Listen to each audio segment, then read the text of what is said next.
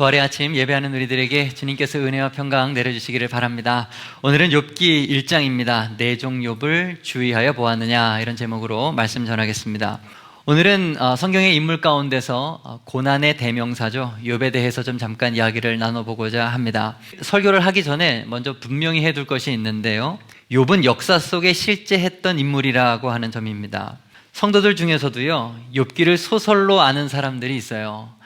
왜냐하면은 욥기에는 하나님과 사탄의 대화하는 장면이 기록되어져 있고, 그리고 일반적으로 우리가 경험할 수 없는 비현실적인 굉장히 큰 고난이 또 등장하기 때문에 그렇습니다. 하나님께서 직접적으로 나타나기도 하고요, 긴 말씀을 기록하기 때문에 많은 사람들이 이것을 동화나 소설처럼 그렇게 취급을 합니다. 근데 그것은 잘못된 생각이죠.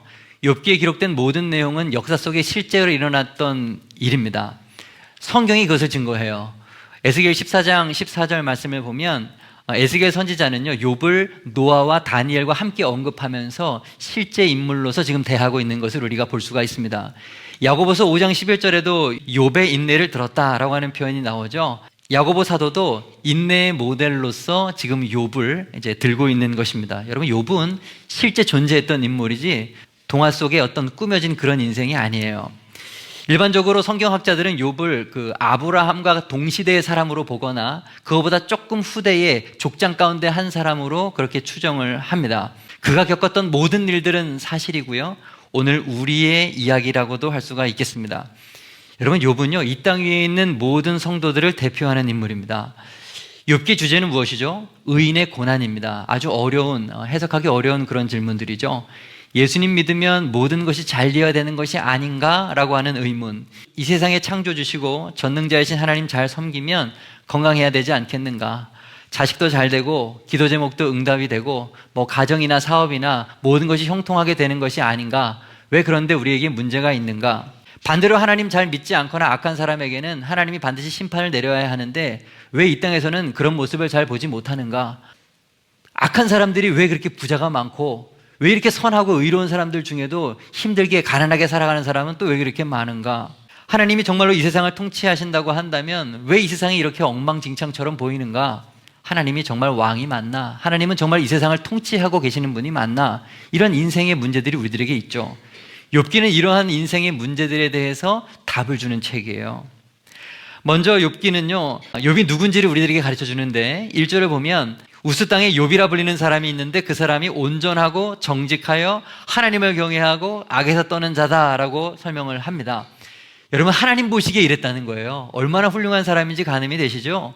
특별히 그래서 그는 하나님으로부터 축복까지도 굉장히 많이 받은 사람이었습니다.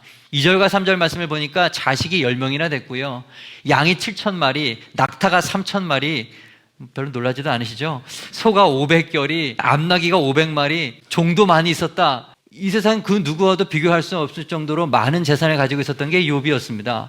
그런데 이렇게 축복을 많이 받았던 욥이 어느 날 하루아침에 엄청난 재앙을 당하게 되죠. 그것은 우연한 재앙이 아니었고 우연한 사고가 아니었고요, 사탄의 개입 때문에 일어난 고난이었습니다. 어느 날 하나님 앞에 사탄이 나타나죠. 6절 보시죠. 하루는 하나님의 아들들이 와서 여호와 앞에 섰고 사탄도 그들 가운데 왔다. 여기 하나님의 아들들은 천사를 말하는 거예요. 하나님 앞에 천사들이 이렇게 쭉 서져 있는 그런 상황 속에 사탄이 그 자리에 나타났다는 것이죠. 하나님께서 먼저 이 사탄에게 묻습니다. 내가 어디서 왔느냐? 땅을 두루돌아 여기저기 다녀왔습니다. 세상 여기저기 돌아다니면서 더럽게 하고 지금 왔다라고 하는 그런 얘기죠. 세상 모든 인간들이 죄를 막 짓고 살아가는 거 아마 사탄은 다 보고 왔다라고 하는 의미가 여기에는 내포되어 있을 것 같아요. 그랬더니 하나님께서 또 물으시죠. 네가 내 종 욥을 주의해 봤느냐? 모두가 다 악하게 사는 것은 아니다. 욥은 다른데 그 욥을 정말 네가 보았느냐라고 다시 한번 묻는 것이죠. 그리고 욥을 막 변호해 줍니다. 욥은 온전하고 정직하고 악에서 떠난 자다라고 설명까지 친히 해 주셨습니다. 그러자 사탄이 욥을 막 참소합니다. 욥이 어찌 까닭없이 하나님을 경외하리까? 무슨 소리예요? 욥이 이유 없이 하나님 존경하고 하나님 사랑하는 줄 아십니까?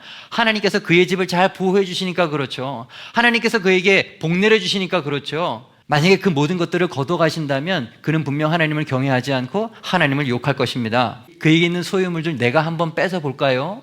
그 얘기하는 거죠. 그러자 하나님이 정말로 허락하세요. 12절입니다. 내가 그의 소유물들을 다 내 손에 맡기겠다 말씀하시고 단 그의 몸에만 손대지 말아라 라고 이야기를 하시죠. 이후의 말씀을 우리가 읽지는 않았지만 욥을 향한 사탄의 엄청난 공격이 쭉 기록되어져 있습니다. 어떻게 손을 댑니까? 10명의 자녀가 하루아침에 다 죽임을 당합니다. 그리고 아까 말했던 그 엄청난 소유가 다 그냥 잃어버리게 됩니다. 얼마나 고통스러웠을까요? 이 한마디 말로 설명이 되지 않았을 것입니다. 하지만 욥은요, 그럼에도 불구하고 하나님을 원망하지 않았어요. 욥이 일어나 겉옷을 찢고 머리털을 밀고 땅에 엎드려 예배하며 그토록 괴롭고 힘들었어도 그가 하는 게 뭐예요? 예배했다는 거예요. 그리고 뭐라고 이야기를 합니까? 21절 이하 내가 모태에서 알몸으로 나와 싸운즉 알몸이 그리로 돌아가올지라 주신 이도 여호와시오 거두신 이도 여호와시오니 여호와의 이름이 찬송을 받으실지니이다 하고 이 모든 일에 욥이 범죄하지 아니하고 하나님을 향하여 원망하지 아니하니라. 욥은요 입술로 범죄하지 않았어요. 하나님을 원망하지 않았다는 겁니다. 근데 문제는 이렇게 이야기가 끝나지 않았다는 거예요. 사탄의 공격은 한 번 더 있었습니다. 2장에 가면 다시 한 번 천상회의 장면이 또 나와요. 여호와께서 사탄에게 이르시되 내가 내 종 욥을 주의하여 보았느냐? 내가 나를 충동하여 까닭없이 그를 치게 하였어도 그가 여전히 자기의 온전함을 굳게 지켰느니라. 네가 욥을 참소했던 거, 나에게 말했던 거 그게 틀렸다는 거 알았지? 욥은 정말로 온전한 사람이야. 하나님께서 기뻐서 지금 말씀하시는 거예요. 그러자 사탄이 또다시 참소를 합니다. 5절이죠. 이제 주의 손을 펴서 그의 뼈와 살을 치소서. 그리하시면 틀림없이 주를 향하여 욕하지 않겠나이다. 소유물만 뺏어서 그렇지요. 그의 몸을 한번 쳐보십시오. 건강을 상하게 해보십시오. 그러면 반드시 하나님을 욕할 것입니다. 이번에도 하나님은 그 제안을 허락하십니다. 사탄은 욥을 쳐서요 발바닥부터 머리끝까지 악한 종기가 나게 했습니다.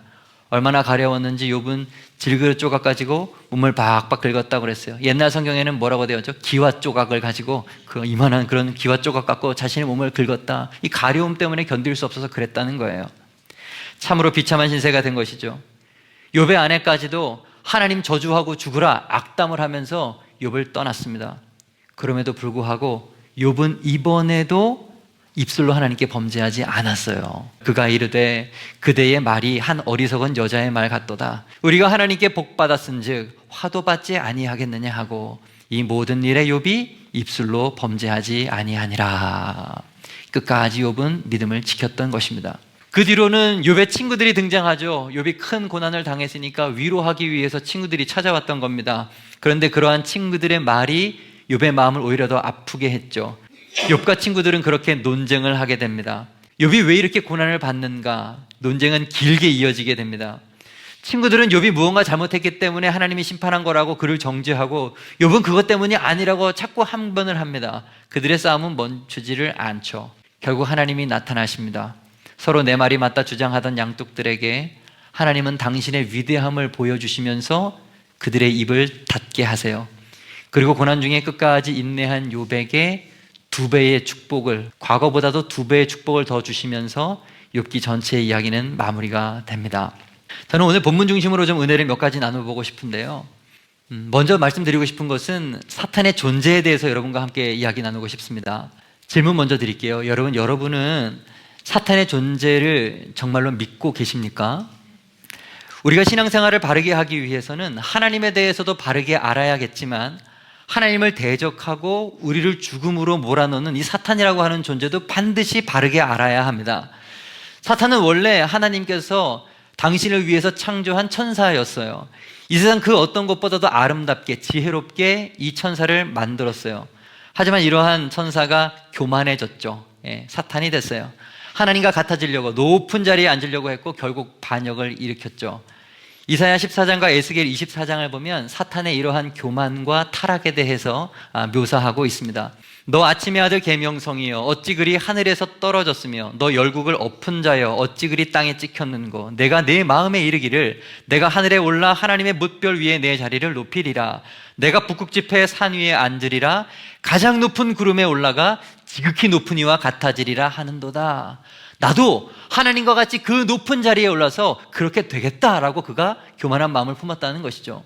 주 여호와의 말씀에 너는 완전한 도장이었고 지혜가 충족하며 온전히 아름다웠도다. 내가 지음받던 날로부터 내 모든 길에 완전하더니 마침내 내게서 불의가 교만이 나타났도다. 내가 아름다움으로 마음이 교만하였으며 내가 영화로움으로 내 지혜를 더럽혔으며 내가 너를 땅에 던져 왕들 앞에 두어 그들의 구경거리가 되게 하였도다.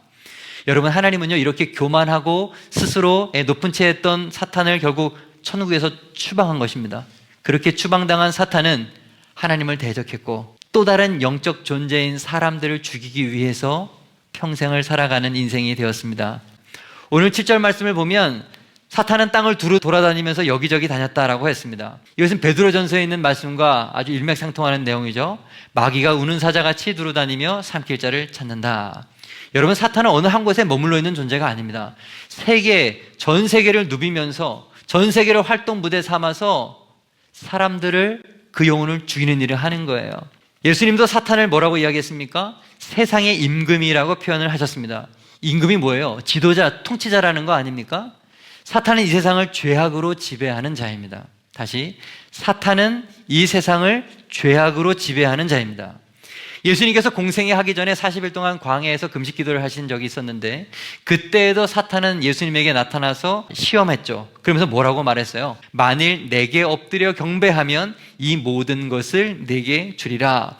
이 세상은 죄악으로 물들고 있고 그러므로 이 세상은 자기 거라는 거예요. 그러니까 이 세상 내가 너에게 주겠다라는 거죠. 여러분, 죄악으로 가득한 이 세상의 임금은 사탄입니다. 그렇다면요, 믿음의 사람들인 우리들에게도 사탄은 과연 역사할까요, 여러분? 예, 당연히 그렇습니다. 사실 하나님을 모르고 예수님 믿지 않는 세상 사람들, 그들은 이미 마귀의 거잖아요. 마귀에 속해 있기 때문에 마귀는 그들에게 별 관심이 없습니다. 이미 어차피 멸망할 인생들이기 때문에 그렇습니다. 잡은 물고기에게 누가 관심을 주겠습니까?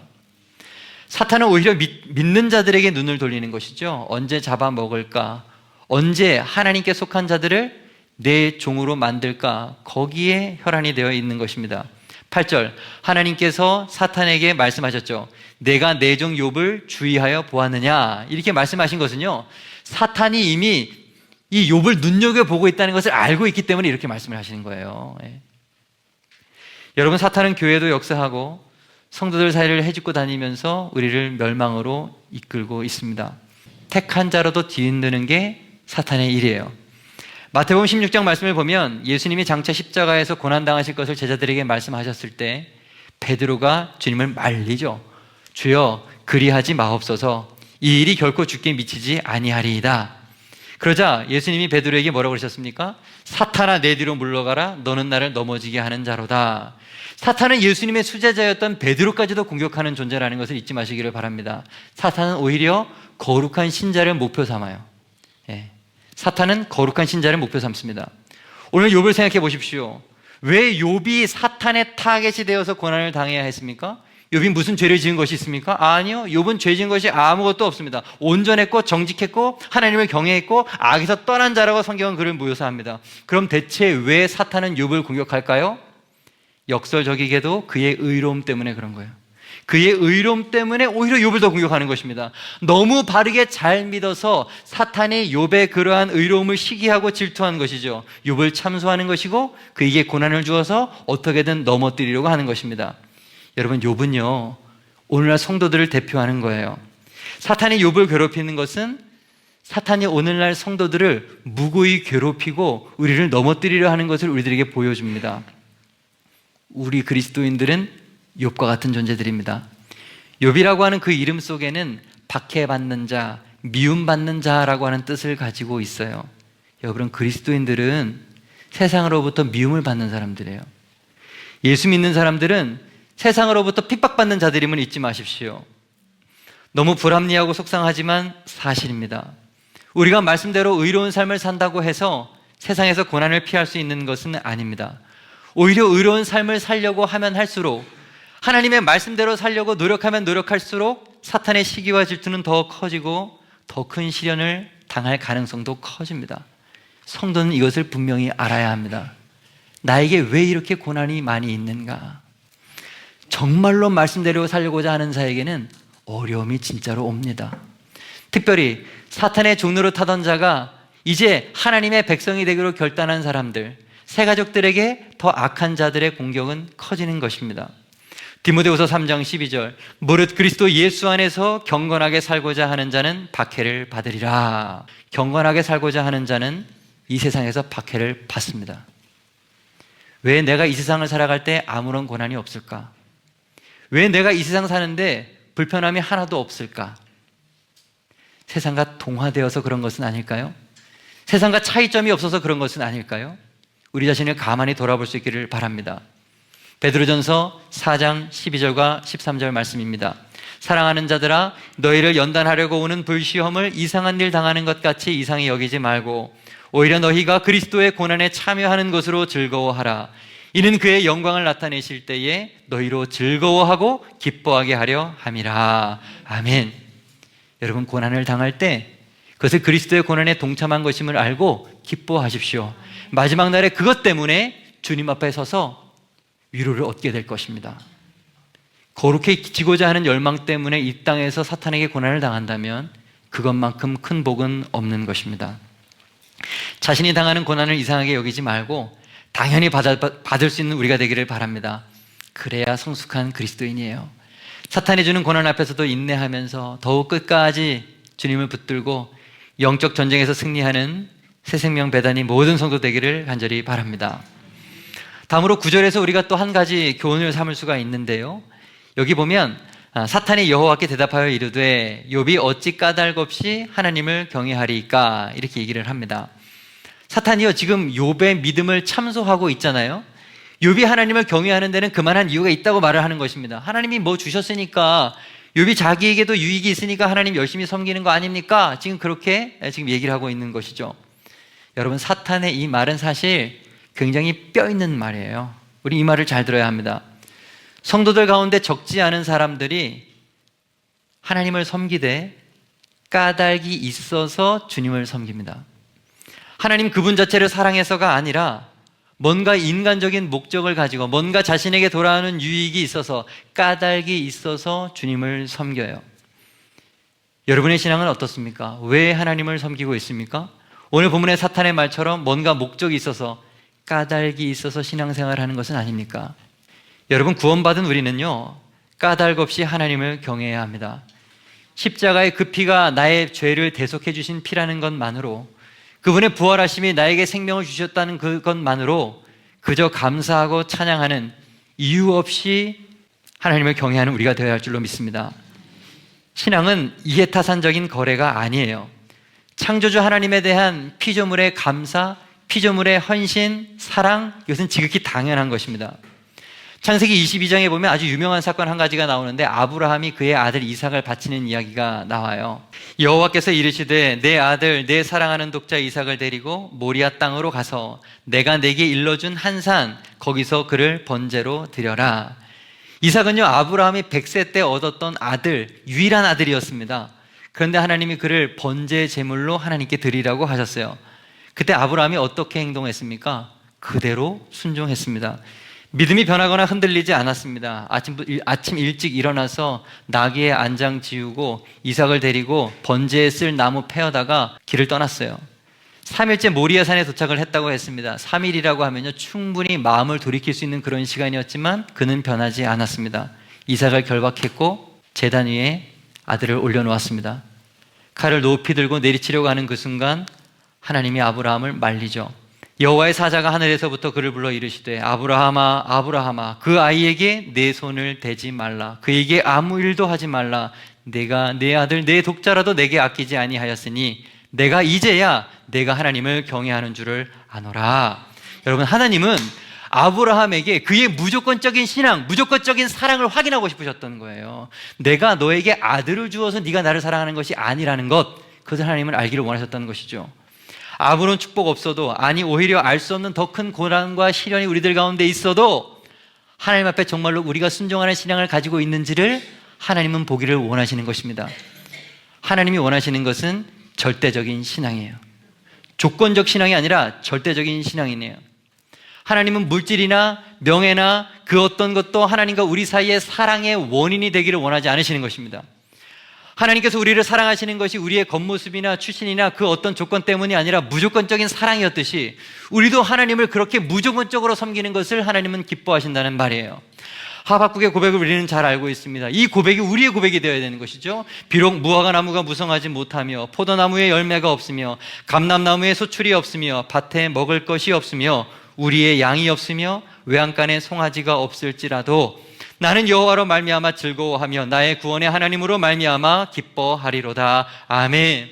내 자식이 잘 되지 못해도, 승진하지 못하고 대학교 잘 가지 못해도, 내 통장이 텅텅 비었어도, 내가 가지고 있는 아파트 없어도, 내 차가 비록 아무도 돌아봐 주지 않은 그런 보잘것없는 차고 그렇다 할지라도 그래도 나의 구원이 되신 하나님으로 말미암아 나는 즐거워하며 주님을 찬양합니다. 이게 우리의 고백이 되어야 되는 것입니다. 하나님께서 원하시는 것은 절대적인 신앙이에요. 여러분, 이 세상에서 일어나는 일들은 사람의 머리로 다 이해할 수가 없어요. 혼란과 혼동이 가득합니다. 악인과 선인, 부자와 가난한 자, 잘난 자와 못난 자, 높은 자, 낮은 자, 머리 좋은 자와 그렇지 못한 자, 건강한 자, 연약한 자, 다 섞여서 살아가고 있습니다. 이러한 차이를 도대체 우리가 어떻게 설명할 수 있단 말입니까? 인간의 삶이 뒤죽박죽이죠. 불공평, 불균형, 모순투성입니다. 모든 것이 아주 질서 없이 뒤죽박죽 다 섞여 있습니다. 인생을 살기 전에 태어날 때부터 다 불평등해 보여요. 재벌 가정에 태어나서 금수저 물고 태어난 아이도 있고 힘들고 어려운 가정에서 흙수저 물고 태어나는 그런 아이들도 있습니다. 도저히 이해할 수 없는 게 세상이죠. 악인이고 선인이고 그의 인생을 보십시오. 형통한 일도 있고 고난도 있고 다 섞여서 다 누리면서 그렇게 살아가고 있는 거예요. 여러분 기억하십시오. 그런데 그 가운데 하나님은 우리를 바라보고 계십니다. 악과 선이 공존하고 오히려 악이 더 번창하는 것처럼 보이는 이 세상에서 하나님은 우리를 내려다보시면서 알곡과 쭉정이로 가르고 계시는 거예요. 양과 염소로 가르고 계시는 것입니다. 좋은 물고기와 나쁜 물고기로 고르고 계시는 것입니다. 마지막 날에 모든 사람들은 그 하나님 앞에 다 심판대 앞에 서게 될 것입니다. 그날에 하나님의 밝은 빛에 우리의 모든 것이 낱낱이 다 드러나게 될 것입니다. 이 땅에서 겪게 되는 그리스도인들의 슬픔과 억울함이 그날에는 위로를 받게 될 것이고 선이 악을 이기게 될 것이고 하나님의 공의는 그날 서게 될 것입니다. 여러분, 그렇다면 이 땅에서 우리는 어떻게 살아야 되겠습니까? 불공평하고 무엇이 하나님의 뜻인지도 알지도 못하겠고 어떻게 우리가 살아야 합니까? 믿음입니다. 우리가 이 땅을 살아갈 수 있는 비결은 오직 믿음입니다. 하나님은 실수하지 않는다는 것을 믿는 것이죠. 로마서 8장 28절 우리가 알거니와 하나님을 사랑하는 자 곧 그의 뜻대로 부르심을 입은 자들에게는 모든 것이 합력하여 선을 이루느니라. 우리의 삶에서 경험하게 되는 고난과 형통, 그 어떠한 것이든지 우리 인생의 모든 것이 하나님의 나를 단련하시고 훈련하시는 도구요 과정이라는 것을 믿는 것입니다. 나의 모든 인생을 통해 나는 이것이 좋고 싫고 내 감정이 있지만 결국 그 모든 것을 하나님은 선으로 바꾸신다. 이것이 우리의 믿음이어야 합니다. 이해하지 못하는 게 너무 많죠. 질문하고 싶은 것이 너무나 많을 것입니다. 그러나 사랑하는 여러분, 믿으십시오. 하나님의 의로우심을 믿으십시오. 하나님은 실수하지 않으십니다. 이것이 믿어지는 인생이 가장 복된 인생인 것입니다. 이것이 믿어지지 않으면 그는 미드나 괴로운 인생을 살 수밖에 없습니다. 말씀 정리하겠습니다. 내 종 욥을 주의하여 보았느냐? 첫째, 여러분 사탄은 존재한다고 했습니다. 하나님이 택한 자라도 뒤흔드는 것, 그것이 사탄의 일입니다. 구원받은 우리는 까닭없이 하나님을 경외해야 합니다. 하나님은 실수하지 않는 분이심을 믿어야 합니다. 기도드리겠습니다.